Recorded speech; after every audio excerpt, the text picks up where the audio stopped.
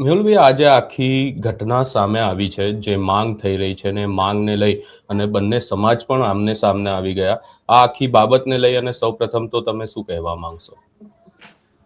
આ બાબતે બસ એક વસ્તુ જ કહેવા માંગીશ કે જેમને લગ્ન કરવાના હતા એમને લગ્ન કરી લીધા, જેમને પરત ફરવાનો હતો એ લોકો પરત ફરી ગયા.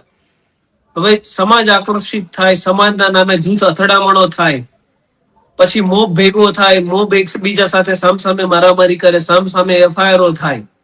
હવે આમાં ભોગ બનશે વ્યક્તિગત લોકો, એમાં બંને સમાજના વ્યક્તિઓ આવી જાય છે. કોર્ટની તારીખો ભરશે, ન્યાયિક પ્રક્રિયામાં ભાગીદાર બનશે, 4-5 વર્ષ ટ્રાયલ ભોગવશે, રૂપિયા બગડશે, વકીલો રાખવા પડશે, સમય બગડશે.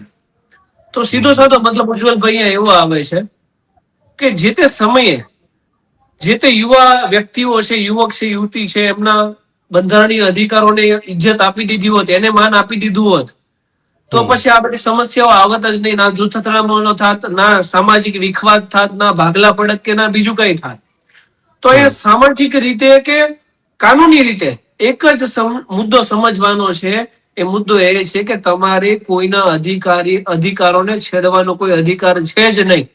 સીધો સાદો મતલબ એવો છે કે જો ભારતનું બંધારણ મનગમતા પાત્ર સાથે લગ્ન કરવાની આઝાદી આપે છે, તો તમે શું ઠેકા રાખ્યા છે કે કોણ કોની હારે લગ્ન કરશે તમે નક્કી કરશો? અને પછી ઠેકા રાખ્યા જ છે તો એના પરિણામ તમે હાલ ભોગવી રહ્યા છો.